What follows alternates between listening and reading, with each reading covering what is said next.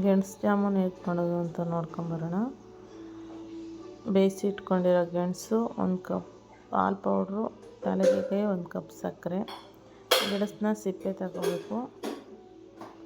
ನೀಟಾಗಿ ಎಲ್ಲ ಸಿಪ್ಪೆ ಎಲ್ಲ ತಗೊಂಡು ಒಂದು ಪ್ಲೇಟಲ್ಲಿ ಹಾಕಿ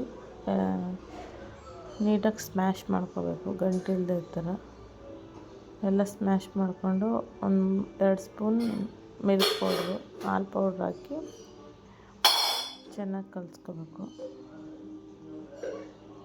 ನೀಟಾಗಿ ಕಲಸಿ ಇಟ್ಬಿಟ್ಟು ಅದಕ್ಕೆ 1 ಸ್ಪೂನ್ ತುಪ್ಪ ಹಾಕ್ಕೋಬೇಕು. ತುಪ್ಪ ಹಾಕ್ಕೊಂಡು ಕಲಿಸ್ಕೋಬೇಕು. ತುಪ್ಪ ಹಾಕಿ ಕಲಸಿ ಗ್ಯಾಸ್ ಆನ್ ಮಾಡಿ ಪಾತ್ರೆ ಇಟ್ಟು 1 3 ಲೀಟರ್ ನೀರು ಹಾಕಿ ಸಕ್ಕರೆ ಹಾಕಿ ಕಾಯಕ್ಕೆ ಇಡಬೇಕು. ಪಾಕ ಮಾಡ್ಕೋಬೇಕು. ಆಮೇಲೆ ಉಂಡೆಗಳು ಮಾಡ್ಕೋಬೇಕು. ಬಾಣಲೆ ಇಟ್ಟು ಸ್ವಲ್ಪ ಎಣ್ಣೆ ಹಾಕಿ ಕಾಯಕ್ಕೆ ಹಾಕಿ ಮಾಡ್ಕೊಂಡಿರೋ ಉಂಡೆಗಳನ್ನ ಎಣ್ಣೆಲಿ ಹಾಕಿ ಗೋಲ್ಡನ್ ಬ್ರೌನ್ ಬರೋ ತನಕ ಬೇಯಿಸ್ಕೋಬೇಕು.